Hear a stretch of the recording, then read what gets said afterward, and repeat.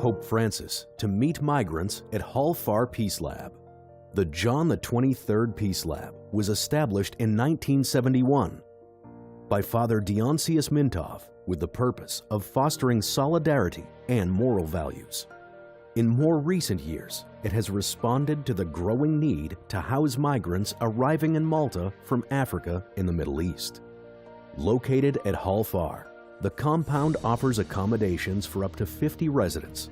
Besides providing a home, the Peace Lab aims to empower the residents, give them dignity, help them achieve independence, and help them to integrate meaningfully and peacefully into Maltese society. The Pontiff's visit to the migrants at John the 23rd Peace Lab Center, Hal Far, is expected to draw attention to the plight of Malta's migrant community and follows calls made during previous Mediterranean tours for EU member states to be more welcoming. Pope Francis last year made a historic trip to Iraq, followed by visits to Budapest, Slovakia, Greece, and Cyprus. He has highlighted the issue of migration in many of these visits, particularly to Mediterranean countries, and he has not held back in his criticism of the treatment of migrants. In Cyprus, he condemned the slavery and torture of people fleeing war and poverty, saying it was reminiscent of the history of the last century, of the Nazis, of Stalin. During his visit to Greece, he reiterated Europe's lack of coordination in tackling migration.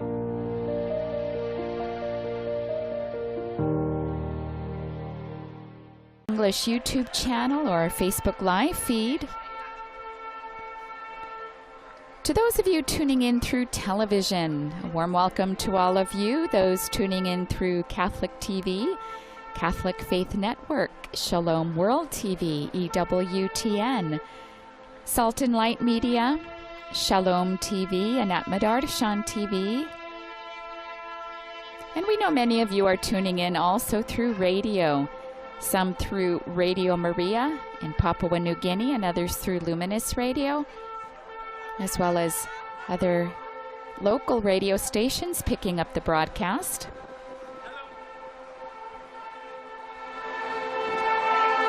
This is Pope Francis's 36th Apostolic Journey since becoming Pope in 2013. It's his first Apostolic Journey in 2022. His last Apostolic Journey was last year at the end of 2021 when he went to Cyprus and Greece. And there as well, the theme of migration was high on the list, as is here. Today we see we're in a port area. We see containers behind us, a port behind us. And with this trip, Pope Francis will have visited 57 countries since becoming Pope. John Paul II also came here 2 times. In 1990 and in 2001. And Pope Benedict came here in 2010, but this is the first time that a Pope will visit this migrant center. Pope Francis departed yesterday by airplane from Rome. And we know he was asked on the plane if by a journalist if he was considering the invitation of the president of Ukraine to go to that country. He said it is on the table. We've heard him refer to the war in Ukraine. Today he called it a sacrilegious war during remarks before reciting the Angelus.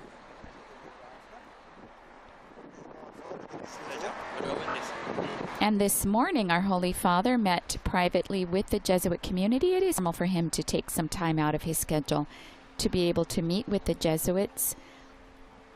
And we were able to speak with the editor of La Civiltà Cattolica, Father Spadaro, who told us that Pope Francis' exchange with members of the Society of Jesus this morning was open and free, continuing the tradition of meeting with his religious confreres. And speaking about this meeting, Father Spadaro said that in all of his trips, whenever possible, the Pope meets with the Jesuit community present in the place where he is traveling. He characterized them as very beautiful meetings, very intimate and familiar, Spadaro said. It's a relaxed atmosphere of open conversation on many topics. But he said the best thing is that his confreres are able to see the Pope, usually halfway through the trip, when he's able to offer his impressions of the journey, to understand a little of the atmosphere of the welcome he's received and the things that the Pope wants to say. Father Spadaro also said that the content of the conversation is private, but sometimes the Pope asks that it be published in Civiltà Cattolica.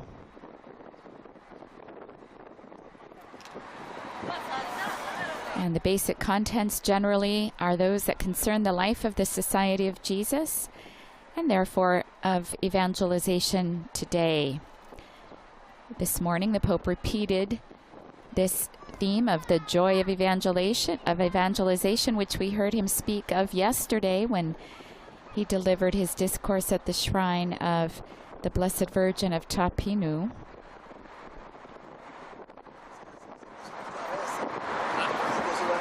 He said the perception is that the Pope is aware that the Church is facing great challenges,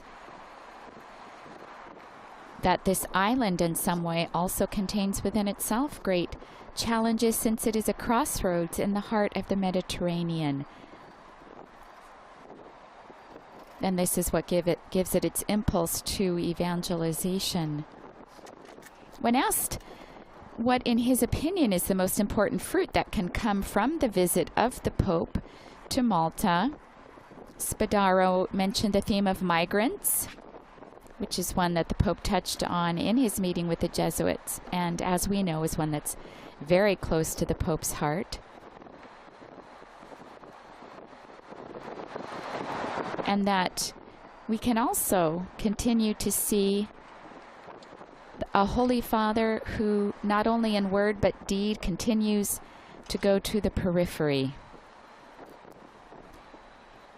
So his meeting in Malta is one that, while taking place in a very small nation, one that doesn't contribute much, it seems, on the grand stage of the world, in reality concerns the world. We also asked Father Spadaro about the Pope's particular emphasis on the war in Ukraine, which he has for the third time used the word sacrilegious, and this came during his remarks before the Angelus today. And Father Spadaro said, exactly, this is a theme that obviously runs through this trip. And during the Mass this morning, he alluded to the fact that we saw many Ukrainian flags, and that already in his meeting yesterday morning with the authorities, the diplomatic corps, the Pope was very clear, pointing out the possibilities, the responsibilities regarding those who have prepared conditions for war, not only today, but through rearmament.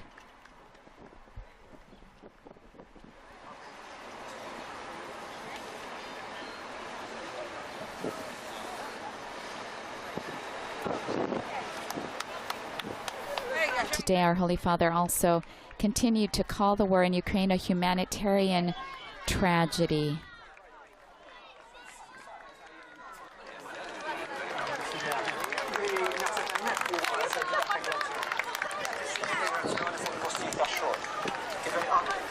The Pope is on his way to the John the 23rd Peace Lab. It was founded in 1971 by Father Dionysius Mintoff. He is a Franciscan friar who celebrated his 90th birthday last year in April and received a card from our Holy Father on that occasion. Dear Father, Pope Francis wrote, I've just found out that the day before yesterday you turned 90. I send you my best wishes. They were handwritten words on a note.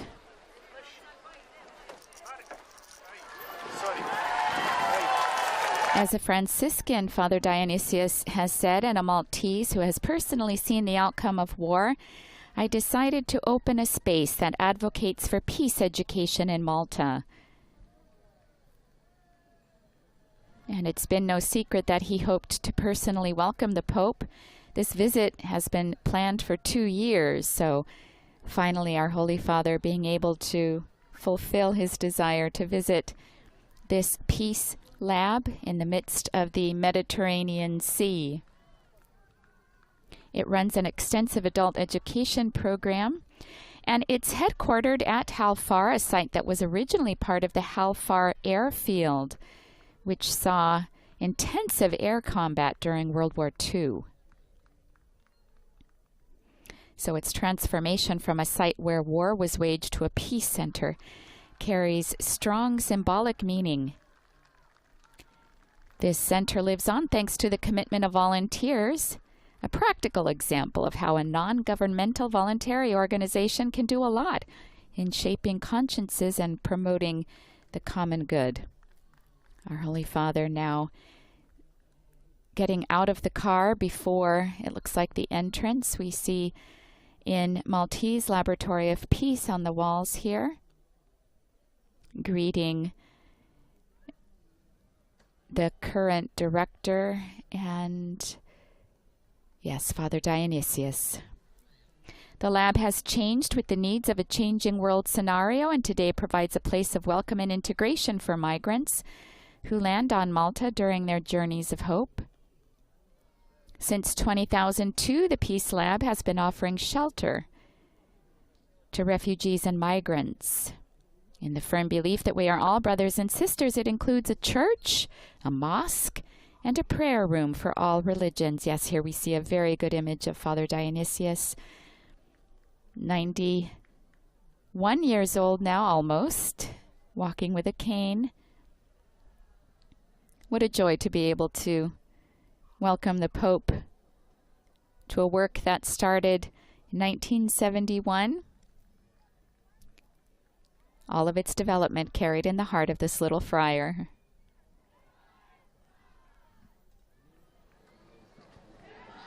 Our Holy Father now walking along a path, garden. The Migrant Center is named after St. John the 23rd.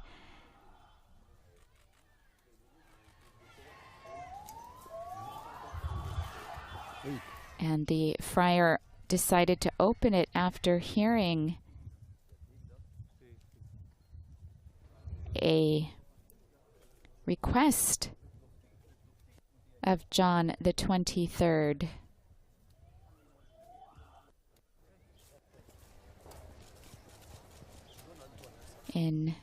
He had heard John the 23rd make an appeal to the world to reflect on peace. And this is the concrete outcome of that appeal that Father Dionysius heard. And so he decided to dedicate this laboratory of peace to St. John the 23rd. It's now run by an organization of volunteers, including the friar's right-hand man, Livingstone, a student from Kenya.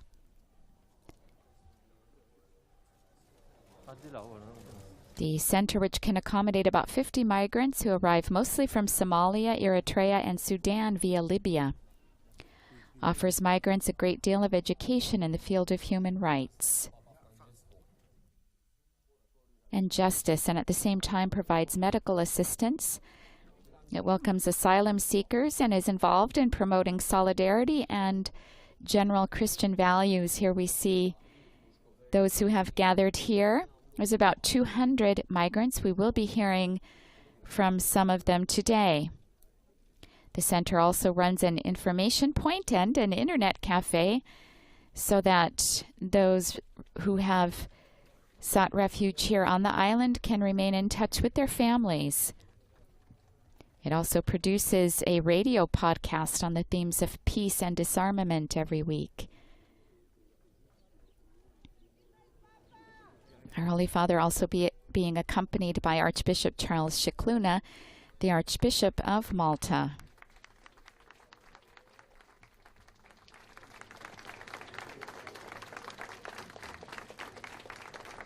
This is the final public event that our Holy Father will participate in. We're about 30 minutes behind schedule. It's about 5:15 local time here in Halfar in Malta.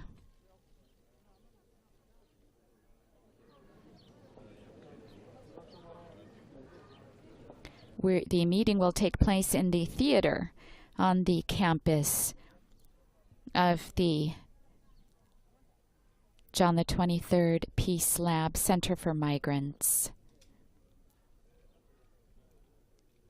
Our Holy Father also being accompanied by the Director of the Pastoral Care of Migrants and the Director of the Center of Migrants, the John the 23rd Peace Lab. And we see also here on the stage two others, and we'll be hearing from them during the course of the meeting here.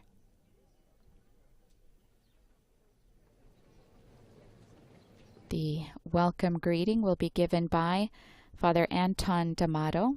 First, it looks like we'll be hearing something from Father Dionysius himself.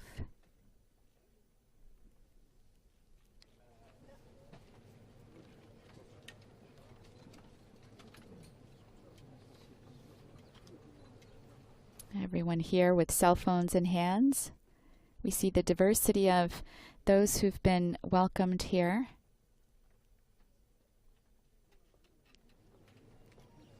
As the sun shines on, offering the possibility of seeing, well, the beautiful surroundings here.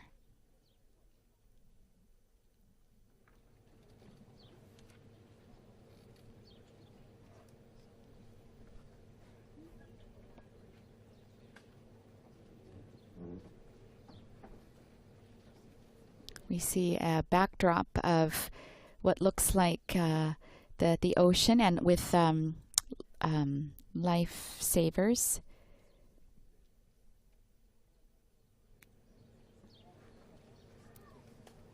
And as we've heard, one of the journalists on the papal flight yesterday gave the Holy Father a painting of the gentleman from Nigeria that we will hear, that we'll be hearing shortly. Everyone here, of course, masked in accordance with coronavirus protocol. Papal flags in hand as we await the beginning of the event here. Our Holy Father meeting with a group of migrants here.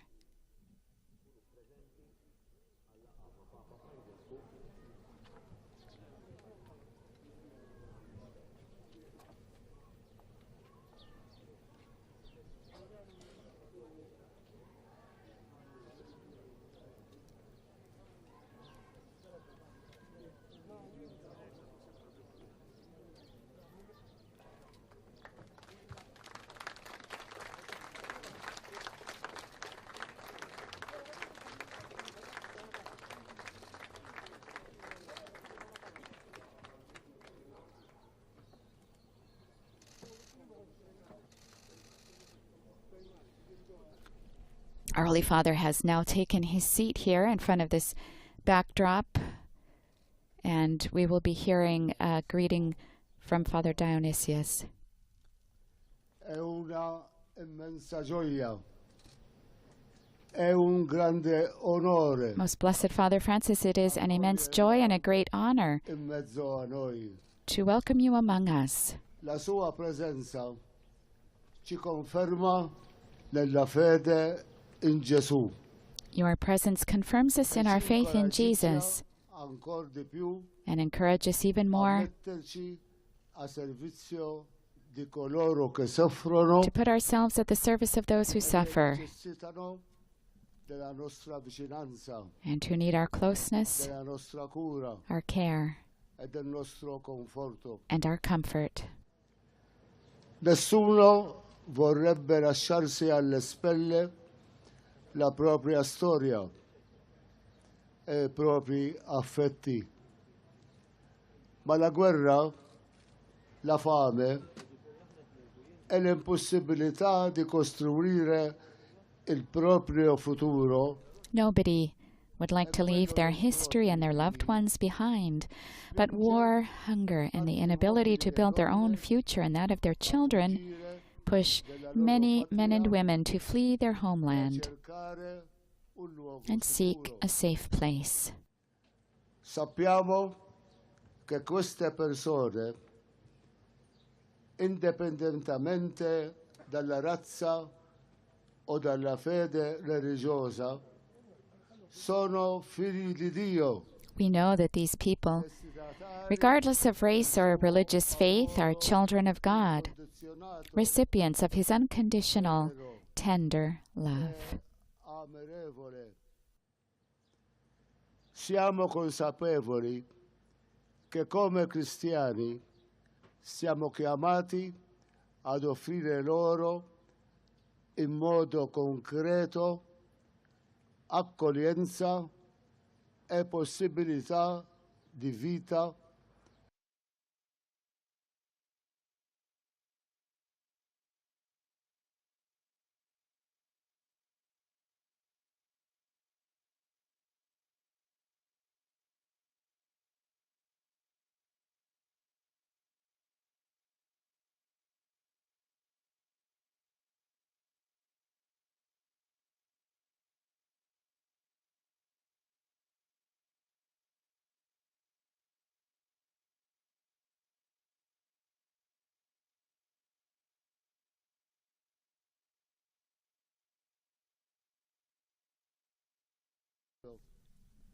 Grazie per la sua visita, Santo Padre.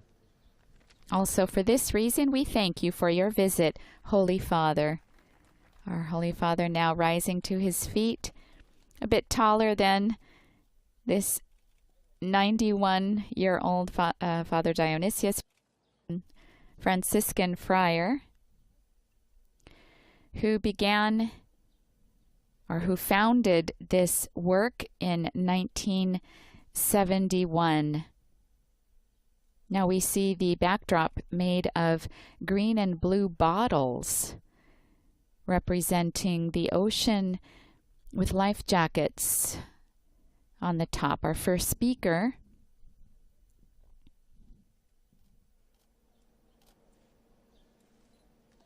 Caro Papa Francisco, I am Daniel and I come from Nigeria.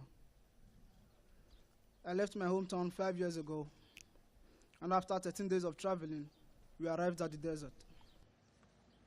While crossing, we passed dead people and animals, burnt cars, and a lot of empty rubber cans. And after 8 traumatic days at the desert, we made it to Libya. Those who still owed money to the smugglers were locked up and tortured severely until they made their payment. Some lost their lives, and some lost their senses. I was lucky enough not to be among them, not that I was too smart. And at that time, Libya was in great turmoil. Flying bullets became my steady companion. And we were surrounded by violence, so to travel from one place to the other, we were loaded like sardines just to conceal us from the police. We were at risk of being kidnapped at every moment, and I paid smugglers twice.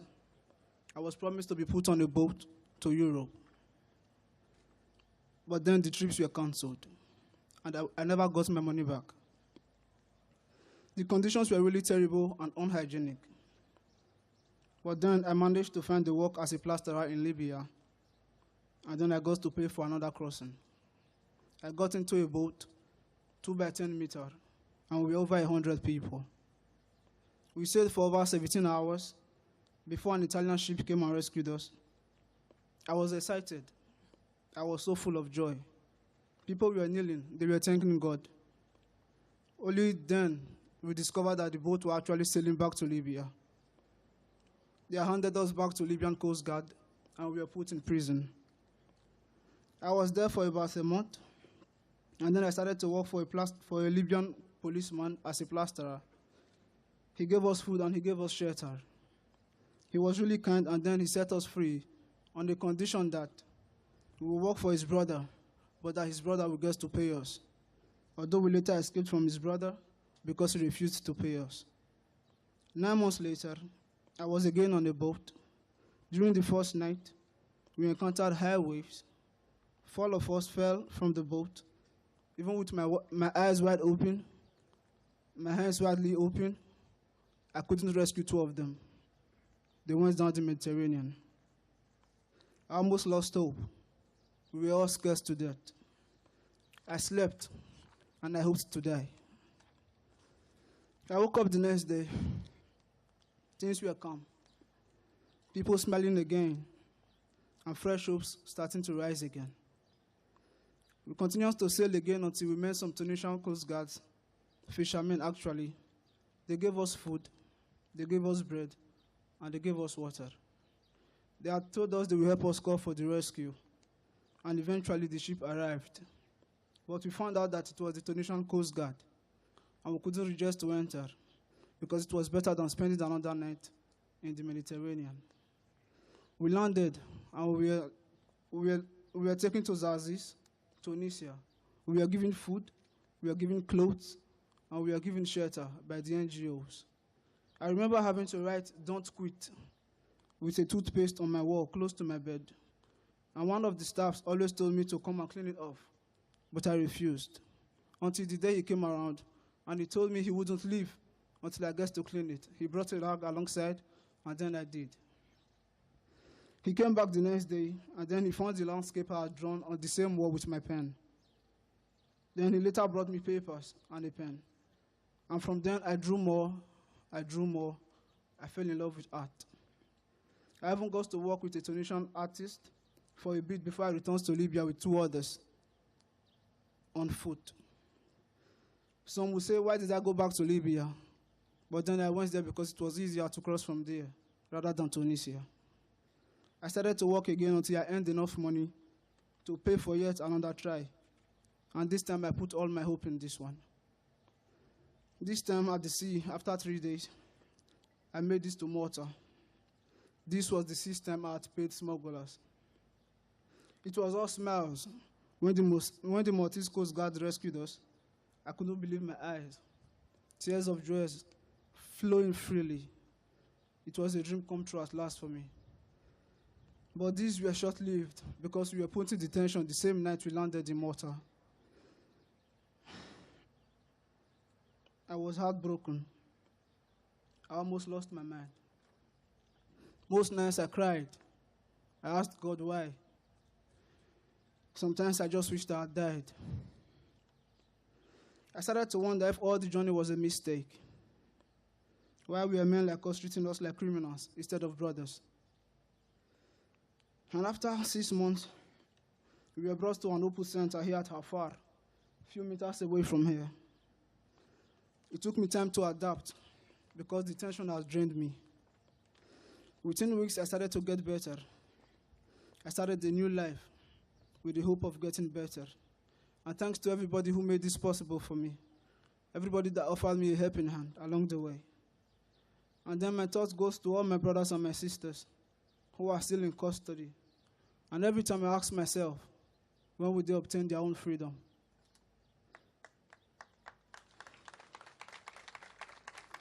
Thank you, Papa, for listening to me. Unfortunately, still today, many persons who escape from war and famine have a story similar to mine. Thank you. We've just seen Daniel from Nigeria tell his story. One of his paintings was given to our Holy Father yesterday on the plane. And Daniel says of this, "I'm not sure if this painting reflects what I really feel, because my heart is still bleeding. A part of my soul was ripped out the day of the shipwreck that we heard him tell about." Now we will hear a second testimony. I have been in Malta for the past 4 years, and my wife is expecting a baby. Thank you for choosing to meet us here at the Peace Lamb in Halfar. Not many people in the world know about this place. Halfar has been a living place for many of us migrants in Malta. We know it well. For many of us, it's a place of invisibility, a place of no being. None of us leave our homeland because of lack of love for our countries. On the contrary, our journeys are journeys that start in hope and finding a safe space. We fear war, violent conflict, violation of human rights. Few realize that also living, cultivating a dream in our own heart to reach a land where violence is unthinkable. We are people in all their diversity are accepted for who they are. Our dream is called freedom, is also called democracy. We believe in this. Many of us thought that Europa is that kind of place. When you run away from a situation of war, conflict, extreme poverty, you have nothing except for your determination to live a better life and a lot of courage and resilience to face all the challenges you encounter. Unfortunately, many of us are not seeing in the fullness of their humanity. Many appreciate our struggles and our refuge for yours. However, others take advantage of the vulnerability of the people who are struggling and are in the desperate situations. Women, men, children, and accompanying children easily become victims of exploitation and abuse, are not treated with dignity every human being deserves. Unfortunately, many of us are not seeing in the fullness of their humanity. Many appreciate our struggles and help us to find safe refuge. However, many exploit the vulnerability of those who are struggling for a better life. Women, men, children, and accompanying minors easily become victims of exploitation and abuse and are not treated with the dignity every person deserves. Human dignity is not always taken for granted. Many of us have experienced that on their own skin. For many teens, meant years of suffering and uncertainty. The fullness of respect of all human rights is an upward struggle that continues in many countries. Today, we want to remind people in decision-making position and who hold the power that human rights and dignity are universal and inherent. They are acknowledged and respect never given. We have fraternity tutti, right? Amongst other things, I'm referring that the way we are treated when we, the lucky ones, manage to reach safely and we spend a long period of time with little information and living in the uncertainty of what our immediate future holds. There are people whose asylum claim has been rejected, yet still cannot go back to their country for origin, as it is still dangerous to them to do so, to refer that as the sans-papiers, and end up stuck with little or nowhere to go, with little or no rights at all. These are not just stories and numbers, but they are us, people in flesh and blood, faces some with broken dreams, others who have managed to achieve them. We know that we are aware for this situation and that you are strong voices for our struggles. We know that your love is not lip service, but sincere. And that is why we are here together in Halfar with my brothers and sisters and representatives of organizations that offer service to us here in Malta. I thank you for your tireless work for us and for the love and respect toward our dreams and aspirations.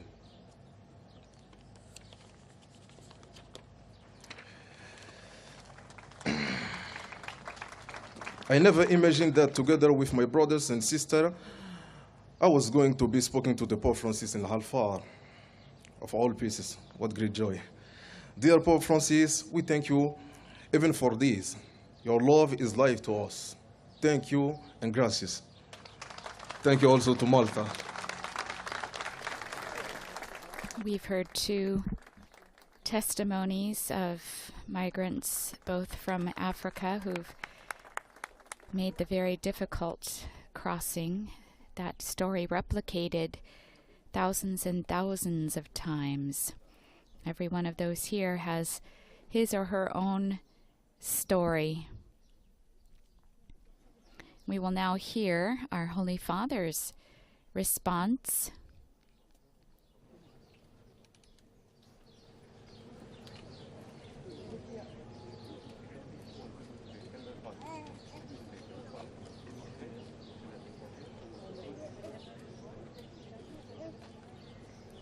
We also hear a baby in the background, a beautiful reminder that the next generation does offer for all of these people here the desire to find a better life.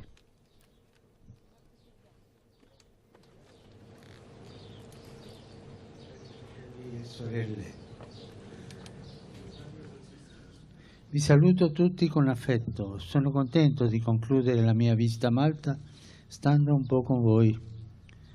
Ringrazio Padre Dionisio per la sua accoglienza e soprattutto Dear brothers and sisters, I greet all of you with great affection, and I am very happy to end my visit to Malta by spending time with you here.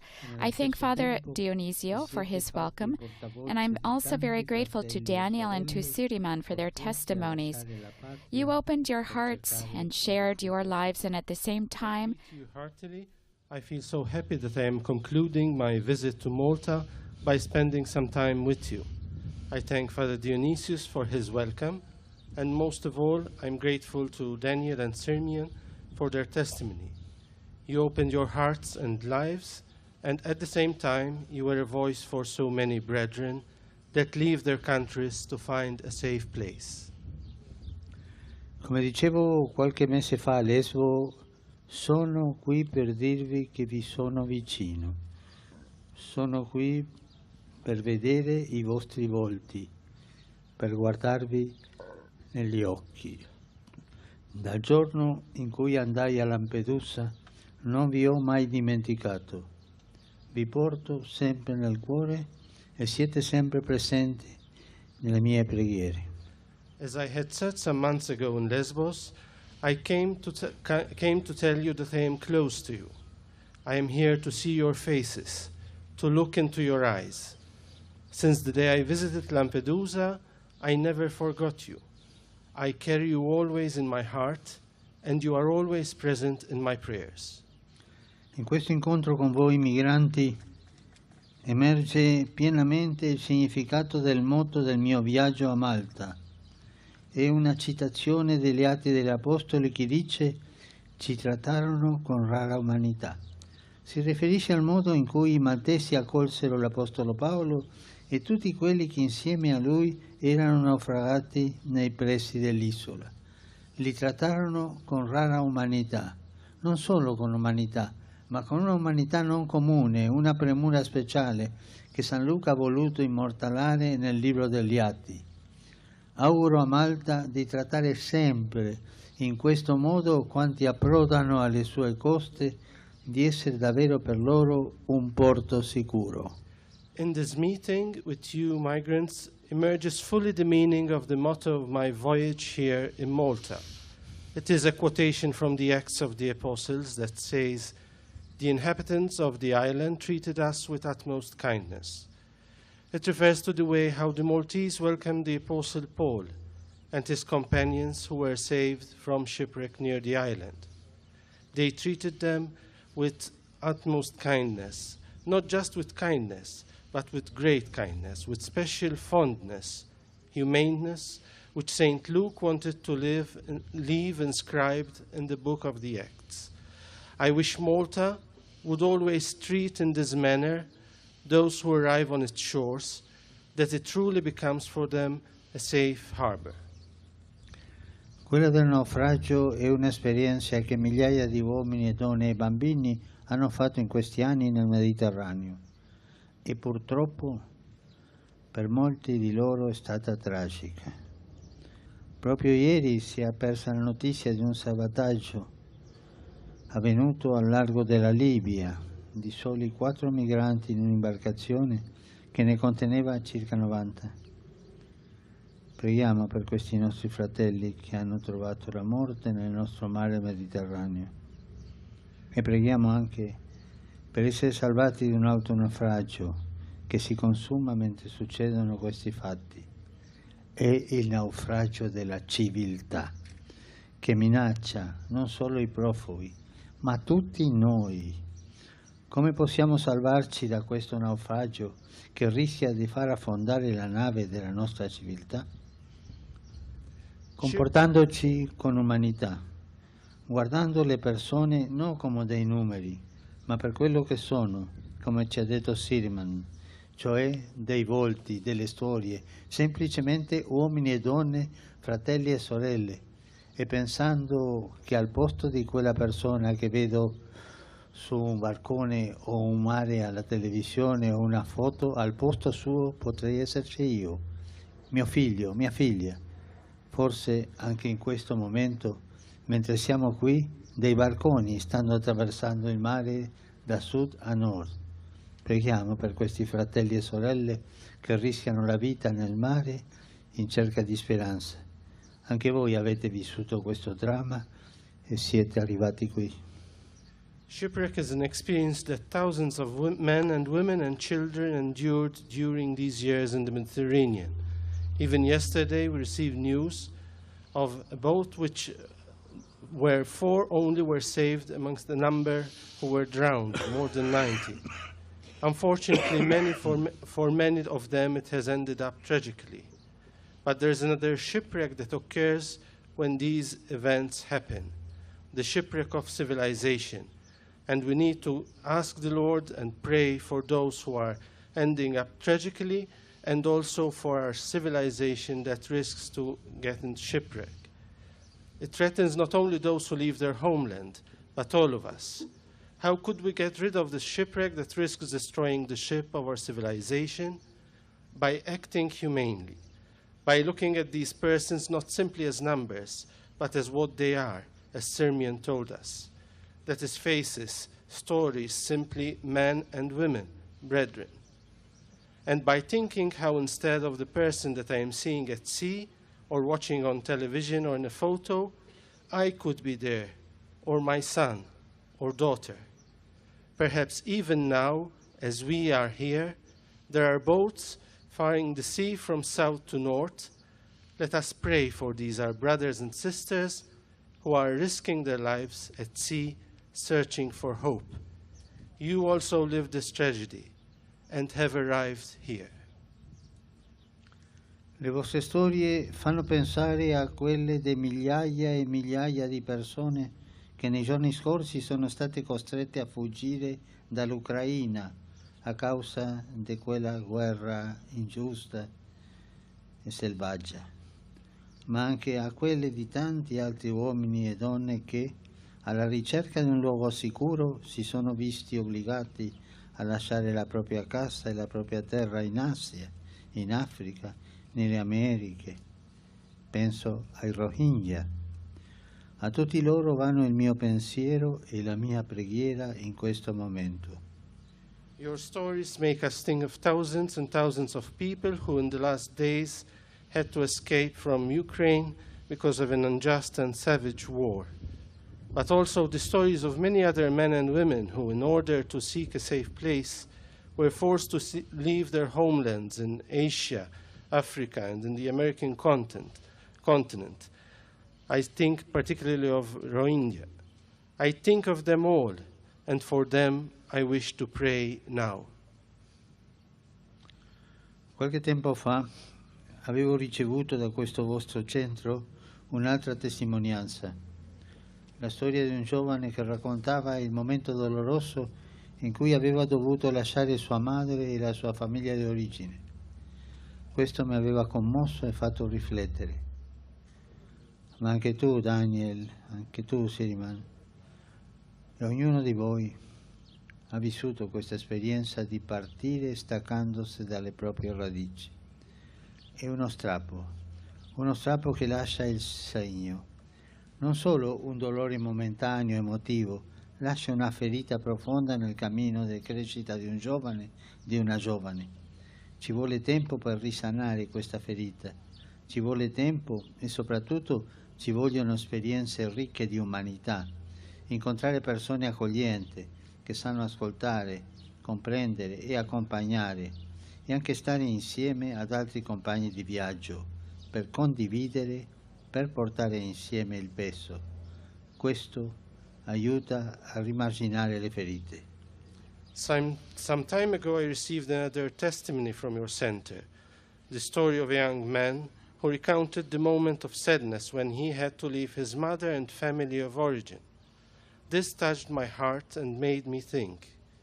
You too, Daniel, also you, Sirmian, and each one of you has lived this experience when having to leave and sever oneself from one's roots. Such tearing leaves a scar. Not only the pain at that moment, emotionally, it leaves a deep scar in the development path of a young person. Time is necessary for such wound to heal.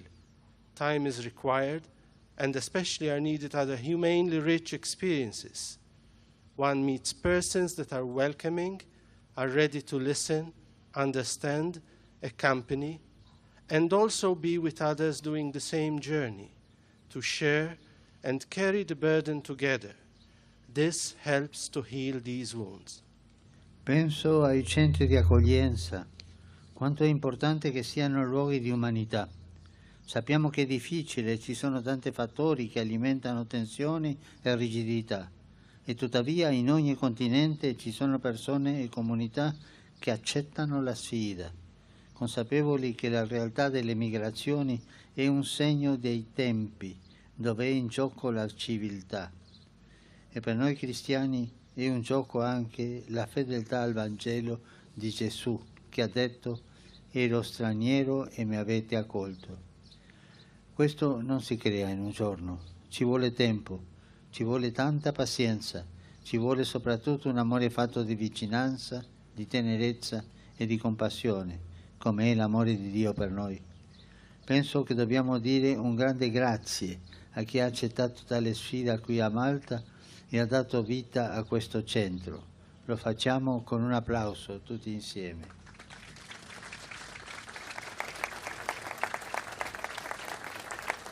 Welcoming centers come to my mind, how important it is that they be places of humanity. We know how difficult it is, there being many factors that increase tension and rigidity. Notwithstanding, in every continent, there are persons and communities that accept the challenge because they know that the migration reality is a sign of our times and it is an issue of civilization. And for us Christians, it is an issue of being loyal to the gospel of Jesus, who said, I was a foreigner and you welcomed me. We do not accomplish this in a day. It takes time, a lot of patience, and most of all, love given through closeness, kindness, and mercy, as is God's love for us. I think we should say a big thank you to whom has accepted this challenge here in Malta and gave life to this center. Let us do this by an applause.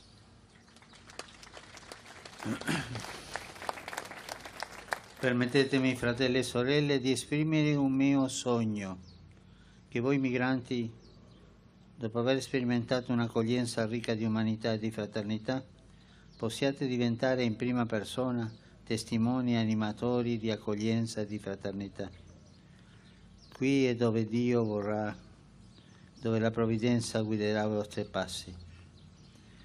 Questo è il sogno che desidero condividere con voi e che metto nelle mani di Dio, perché ciò che è impossibile a noi non è impossibile a Lui. Ritengo molto importante che nel mondo di oggi i migranti diventino testimoni dei valori umani essenziali per una vita dignitosa e fraterna. Sono valori che voi portate dentro, che appartengono alle vostre radici. Una volta rimarginata la ferita dello strappo, dello sradicamento, voi potete far emergere questa ricchezza che portate dentro, un patrimonio di umanità preziosissimo, e metterla in comune con le comunità nelle quali siete accolti e negli ambienti dove vi inserite. Questa è la strada della fraternità e dell'amicizia sociale. Qui c'è il futuro della famiglia umana in un mondo globalizzato. Sono contento di poter condividere oggi questo sogno con voi, così come voi nelle vostre testimonianze condividete i vostri sogni con me. Allow me, my brothers, to express a dream I have, that you, migrants, after having experienced the welcome full of humanity and brotherhood, may also become witnesses and animators of acceptance and brotherhood.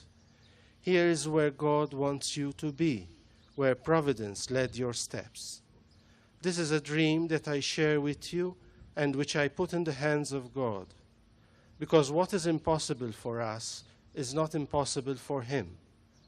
I feel greatly the importance that in today's world, migrants become witnesses of human values that are essential to a dignified and brotherly life. These are values that you carry within you, which are part of your roots.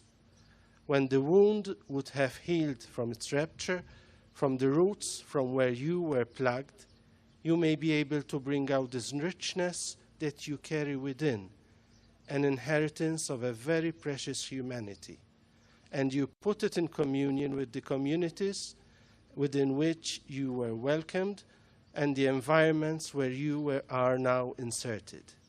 This is the way of brotherhood and social friendship. Here we have the future of the human family within a global world. I am happy today to have been able to share this dream with you, same as you, in your testimony, shared your dreams with me.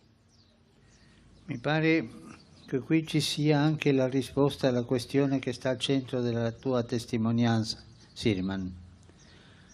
Tu ci hai ricordato che chi deve lasciare il proprio paese parte con un sogno nel cuore, il sogno della libertà e della democrazia. Questo sogno si scontra con una realtà dura, spesso pericolosa, a volte terribile, disumana.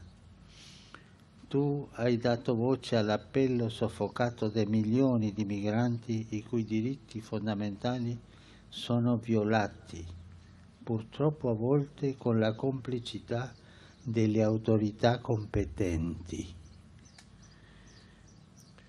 E questo è così. E questo voglio dirlo così. Purtroppo a volte con la complicità delle autorità competenti. E hai richiamato l'attenzione sul punto chiave, la dignità della persona. Lo ribadisco con le tue parole. Voi non siete numeri, ma persone in carne e ossa, volti, sogni a volte infranti. I believe here lies also the answer to the issue that is at the center of your testimony, Sirmian. You reminded us that whoever has to leave his country leaves with a dream in his heart, the dream of freedom and democracy. This dream clashes with a difficult reality, often dangerous, sometimes terrible, and human. You gave a voice to the suffocated appeal made by millions of migrants that their fundamental human rights have been violated upon. Unfortunately, at times, with the complicity of the competent authorities, I want to say it in this manner, at times with the complicity of the competent authorities. And you highlighted the key point, the dignity of a person. I repeat this using your words. You are not numbers, but persons with a body, having blood, faces, dreams, at times shattered. Da questo Da questo si può e si deve ripartire, dalle persone e dalle loro dignità. Non lasciamoci ingannare da chi dice non c'è niente da fare, sono problemi più grandi di noi, io faccio gli affari miei e gli altri che si arrangino. No, non cadiamo in questa trappola. Rispondiamo alla sfida dei migranti e dei rifugiati con lo stile dell'umanità. Accendiamo fuochi di fraternità, intorno ai quali le persone possono riscaldarsi, risollevarsi, riaccendere la speranza. Rafforziamo il tessuto dell'amicizia sociale e della cultura dell'incontro, partendo da luoghi come questo, che certamente non saranno perfetti, ma sono lavoratori di pace. We can and need to start from here, from the persons and from their dignity. Let us not be tricked by those who say nothing can be done. Such problems are too big for us. I care for myself and the others care for themselves. No. Let us not fall in such a trap. Let us answer to the challenges concerning by way of humanity. Let us ignite bonfires of brotherhood, around which persons can warm themselves, get back on their feet, rekindle themselves once more with hope. Let us strengthen the social friendship fabric and the culture of acceptance, starting from places like here, which certainly would not be perfect, but they are laboratories of peace. E perché questo centro porta il nome del Papa San Giovanni XXIII, mi piace ricordare quello che egli scrisse alla fine della sua memorabile enciclica sulla pace. Cito: allontani, Signore, dal cuore degli uomini ciò che la può mettere in pericolo, la pace, e li trasformi in testimoni di verità, di giustizia, di amore fraterno. Illumini i responsabili dei popoli affinché accanto alle sollecitudini per il giusto benessere dei loro cittadini garantiscano e difendano il gran dono della pace. Accenda le volontà di tutti a superare le barriere che dividono e ad accrescere i vincoli della mutua carità, a comprendere gli altri, a perdonare coloro che hanno recato ingiurie.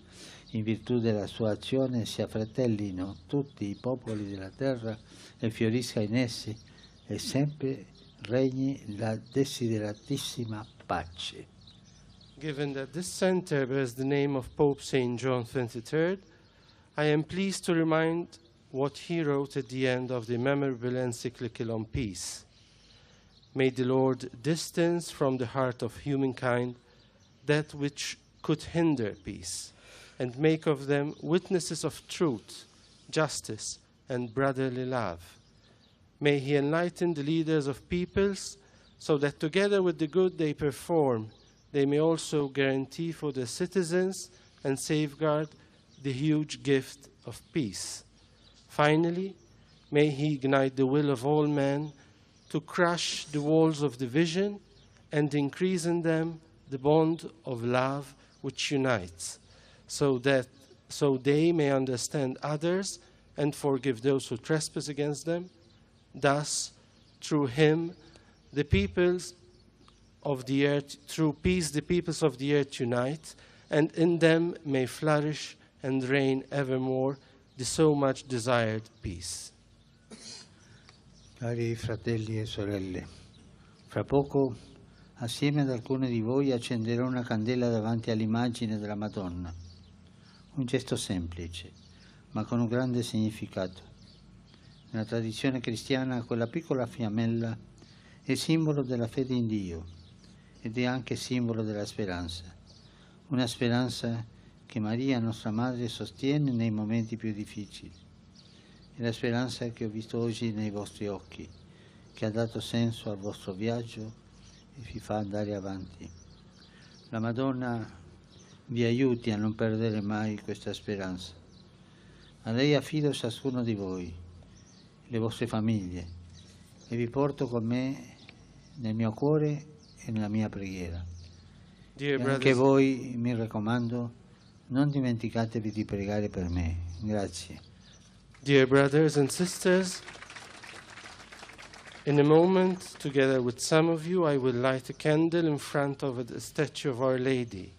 It is a simple act that carries a strong meaning. In the Christian tradition, that little flame is a symbol of faith in God, and it is also a symbol of hope, hope that Mary, our mother, shall assist in the most difficult times. It is that hope that I saw today in your eyes, which gave a meaning to your voyage and helps you walk forward. May Our Lady help you never lose this hope. I entrust each one of you and your families to her, and I will carry you with me in prayer. And you also do not forget to pray for me. Thank you.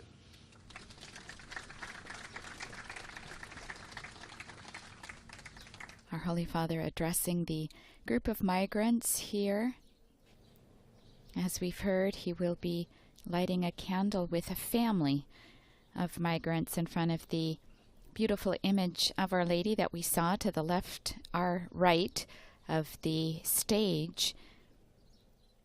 Our Lady wearing a golden robe covered with stars. We see the family here, it looks like, getting to their feet, 2 children, or 3 children, one in his father's hand along with parents, 2 other children joining them along with a 3rd woman, a 3rd adult, a woman. Our Holy Father now making his way over to the statue. We see him limping quite a bit as they light a candle in front of Our Lady.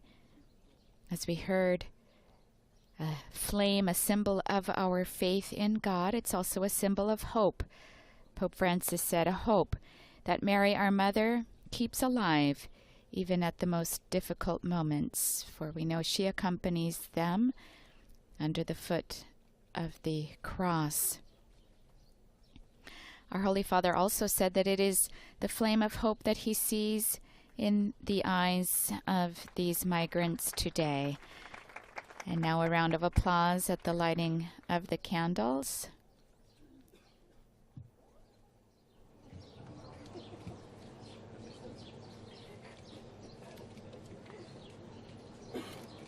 We see the image of Our Lady in the background. And our Holy Father, his prayer is that Our Lady help you, help us never to lose hope.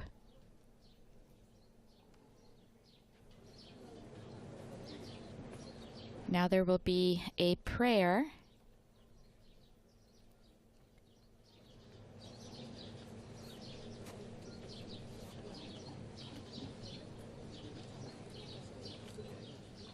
Preghiamo insieme il Signore. And let us pray together to the Lord.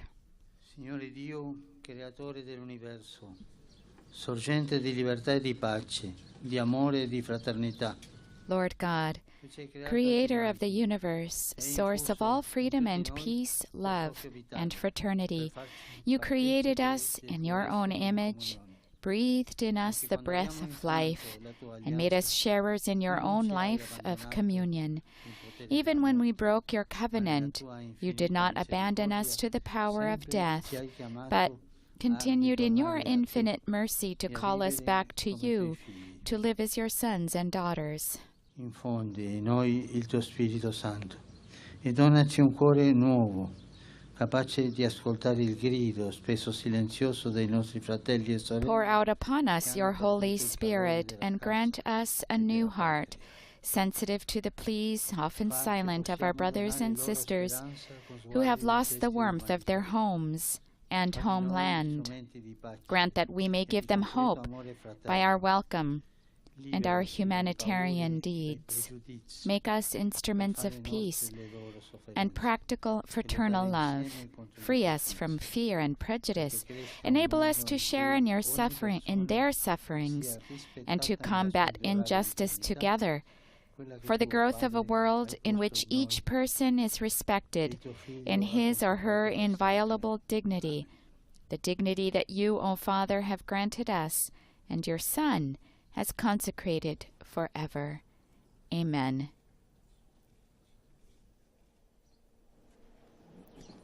Father Dionysius now speaking with our Holy Father. We saw to the left the gift that our Holy Father will leave with the center today. It's a depiction of Our Lady of Sweet Rest, or Our Lady of the Way, a product of modern Italian craftsmanship that has been made according to the ancient tradition of glazed ceramics.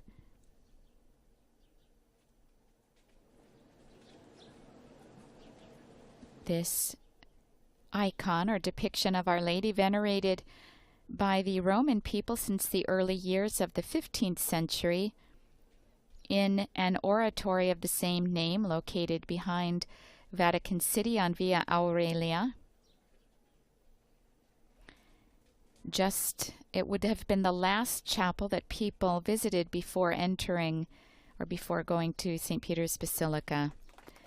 Once again, an exchange or a zucchetto being given to the Holy Father, who first puts it on his own head but then gives it back, replacing his own on his head. For the second time today, he is autographing the zucchetto, the first time we've seen him do that.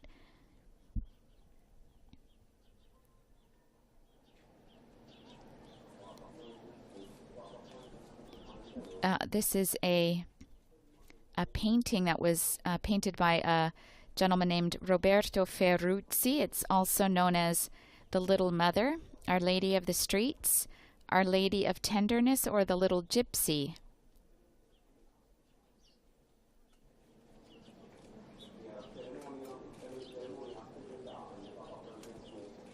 Our Holy Father now signing the Book of Honor.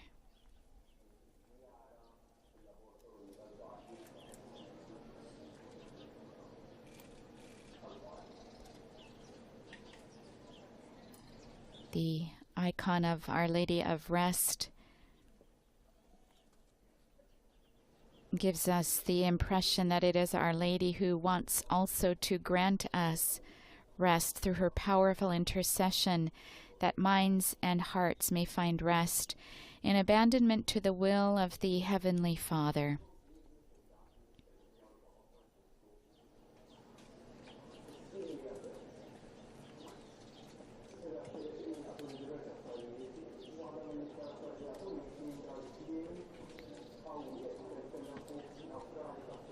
The original painting was just of a little girl with a child,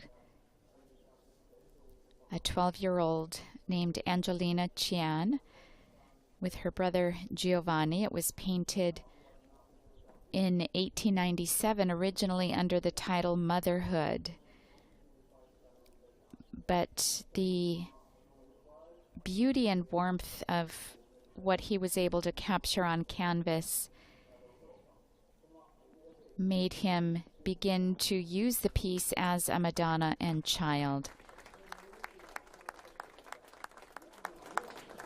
The original painting has been missing since 1914.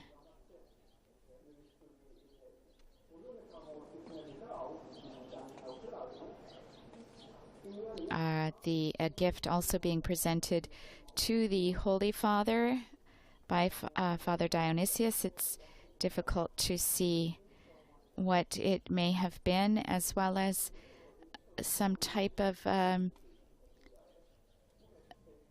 commemorative newspaper, it looks like, with Pope Francis on the cover.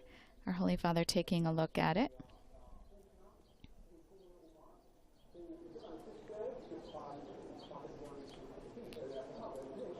And our Holy Father also autographing this paper for them, and that may be the reason why he's been presented with 3 of the same copies of the newspaper.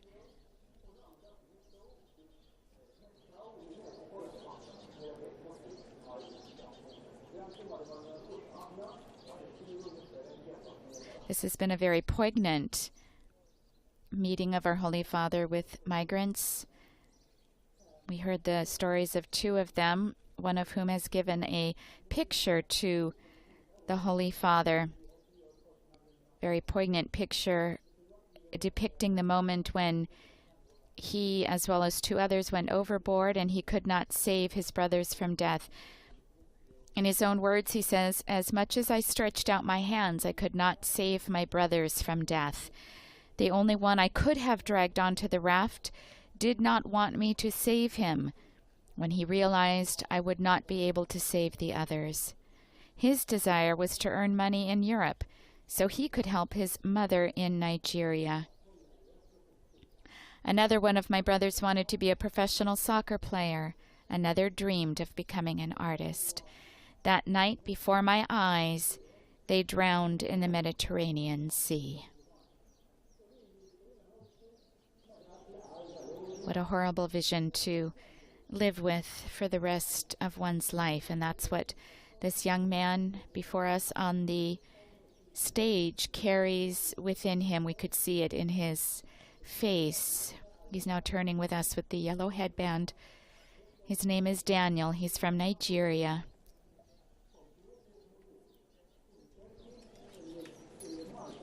It seems that our Holy Father has now exited from the stage. We now see once again the image of Our Lady that is here gracing the stage of this theater in the John the 23rd Peace Lab.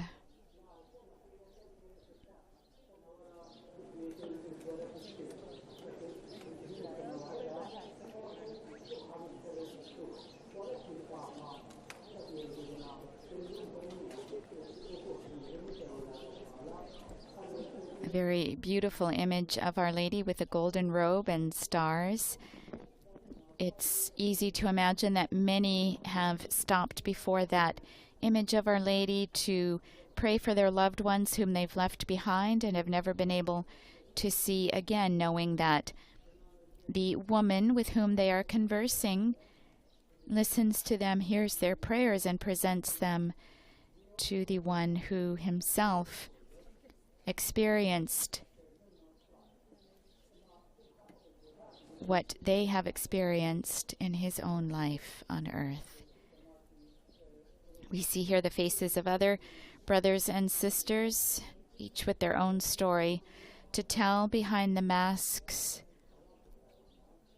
that only give us a window of glimpse of their true identity and the experiences that they hold within them. Now we see others outside, perhaps, some with Ukrainian flags.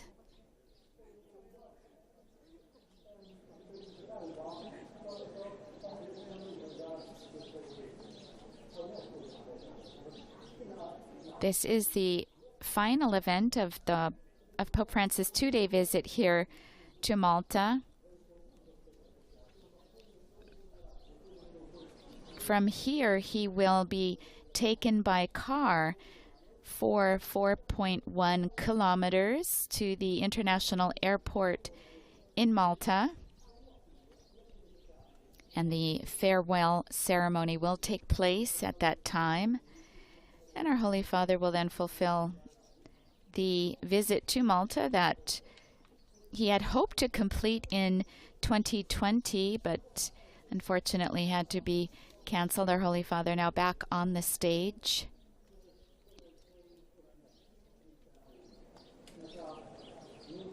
Our Holy Father will arrive in Rome at about 7:40 local time in Rome. Holy Father has donned a white coat.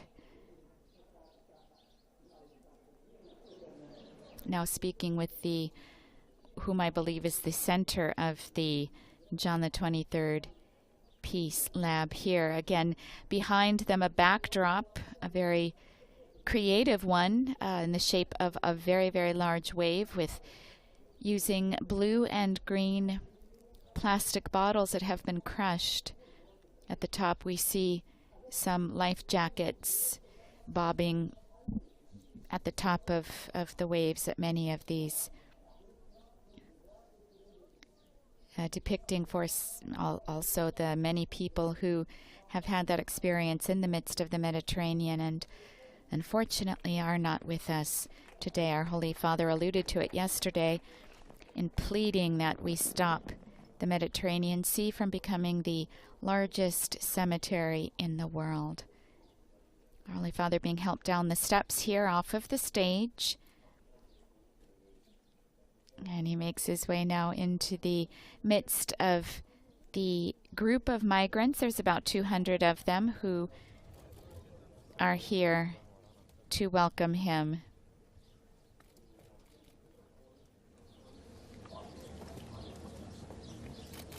We're also able to see the panorama around. Our Holy Father greeting a family here through the help of an interpreter. It looks like he's also been given something rolled up with some twine around it.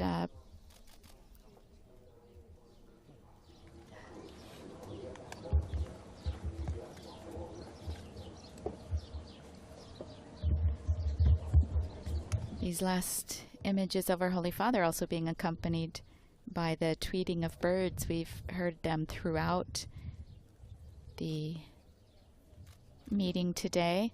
Our Holy Father also receiving a gift. It's inside of a box.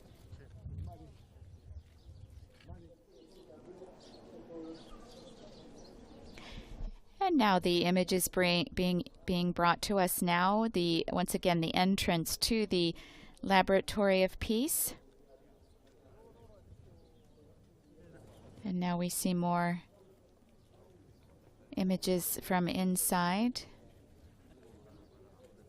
Our Holy Father now surrounded by those who have participated here with him. Again, we see Father Dionysius in the middle as well. Some people getting some selfies there. A familiar sight now on our Holy Father's Apostolic Journeys.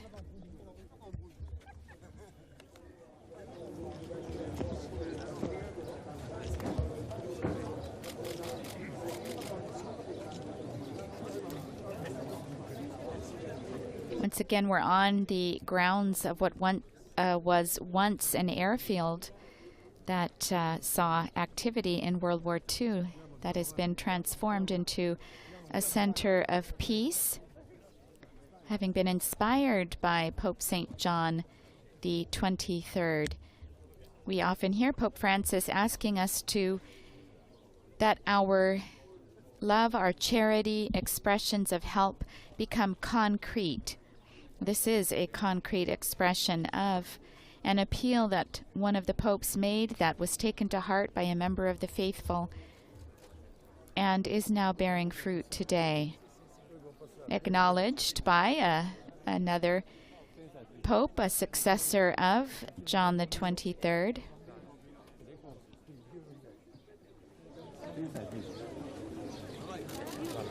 Whom, as we heard, has also come to confirm his brothers in the faith.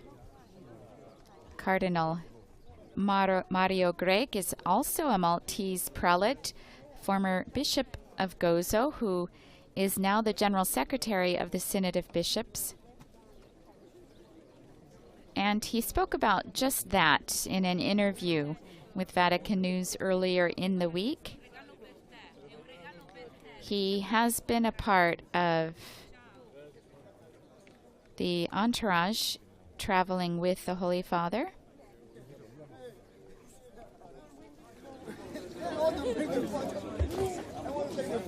And Cardinal Greg said that the meaning of Pope Francis' visit is a moment of grace, because I believe that the presence of Peter on the island of Paul will confirm us in our faith. And when I say that the Holy Father will strengthen our faith, I also mean that I am waiting that he will send a wake-up call to my nationals, because although we are a Catholic nation with a strong Christian tradition, we are a part of the world. We are a European country, so what is brewing on the continent is also present on our island. That is why I strongly pray the Holy Spirit will assist Pope Francis to make the most of his visit and to help us in our new evangelization. And he said, I know my brothers in the Episcopate of Malta are committed to this new evangelization project. And when asked what he thought the people of Malta need to hear, he said, I think we need someone to give us more hope. And as we heard, that was the theme of his last address earlier. He said, because, as I said, we're part of the world, and the world is going through some difficult moments where, unfortunately, it is very easy to lose hope. I think my people are very eagerly waiting to greet and welcome Pope Francis, because after all, he is a personality, but he is more than a personality. He is Peter. He can give us reasons not to lose hope, to look to the future with enthusiasm and courage.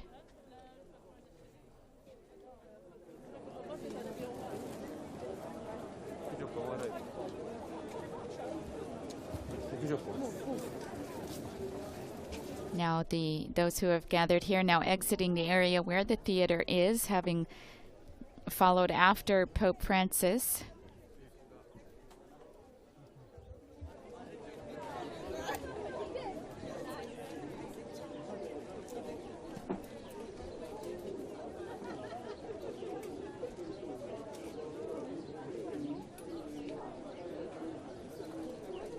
We see our Pope Francis again here on his way down the garden path that we saw him entering.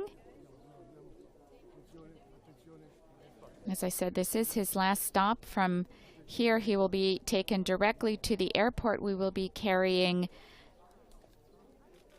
the departure.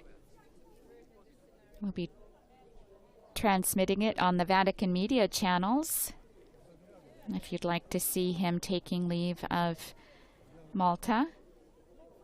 He'll be returning to Rome just before 8 o'clock local Rome time. Of course, enriched with his trip here, the first of his papal trips in 2022. He has also called this island a luminous island, and the faces of the Maltese luminous as well.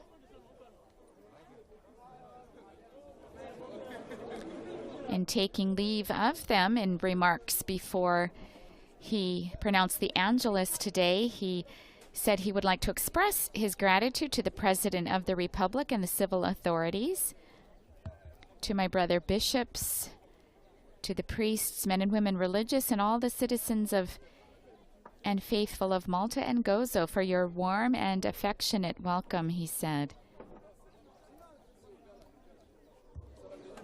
He said, this evening I'll meet some of our migrant brothers and sisters, and then it will be time to return to Rome.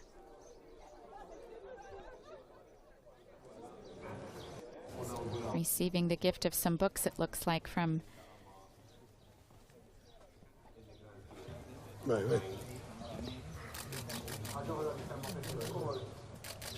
And he also said, I will bring back many memories of the events and conversations of this day.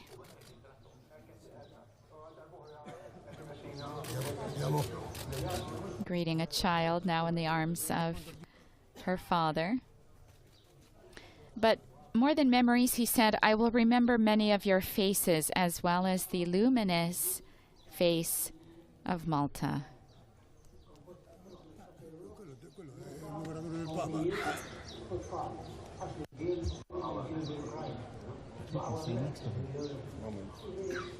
He also said that these islands breathe a sense of the people of God. May you continue, he said, to do so, mindful that faith grows in joy and is strengthened in giving.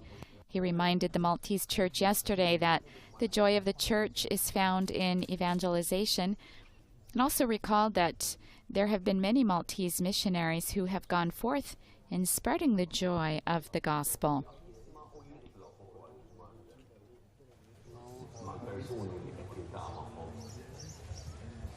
And on his way today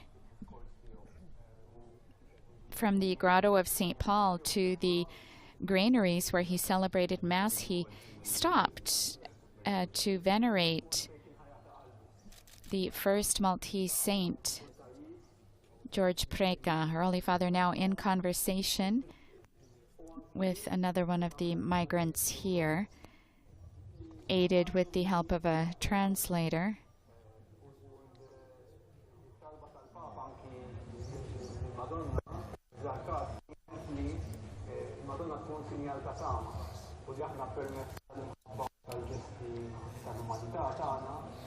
Our Holy Father then said, "Finally, I would like to say a word to the young, who are your future. Dear friends," he said, "I want to share with you the most beautiful thing in life. Do you know what that is? It's the joy of giving ourselves completely in love, which makes us free." He said that joy has a name. That name is Jesus. He said, "I wish you the beauty of falling in love with Jesus, the God of mercy who believes in you, dreams with you, loves your lives, and will never disappoint you." What beautiful words that we too can bear with us. We now see the car that our Holy Father will be getting into, as we said, to be taken directly to the international airport in Malta, where our Holy Father will take leave. The signal keeps coming and going, but here we are again outside of the entrance of the Laboratory of Peace, the Peace Laboratory, John the 23rd. And with these images, we now bring to an end this live broadcast from the John the 23rd Peace Lab Center for Migrants in Halfar, Malta. This event wraps up Pope Francis's 36th Apostolic Journey. We invite you to visit the Vatican News web portal, our Facebook, Instagram, Twitter, and YouTube accounts. You'll find complete coverage of today's events. On behalf of Vatican Media, I'd like to thank our audio technician, Adriano Vitali, and our coordinator, Thaddeus Jones, who've made this broadcast possible, and all others who've brought this broadcast to you, especially our media partners, Catholic TV, Catholic Faith Network, Shalom World TV, EWTN, Sultan Light Media, Shalom TV, Atmadarshan TV, Radio Maria, Papua New Guinea, and Luminous Radio. Also, thanks to all of you for taking the time out of your day to join us. And we leave you seeing our Holy Father now driving away in his car to the airport. Let's bring his message with us wherever we go. Laudetur Jesus Christus. Praised be Jesus Christ.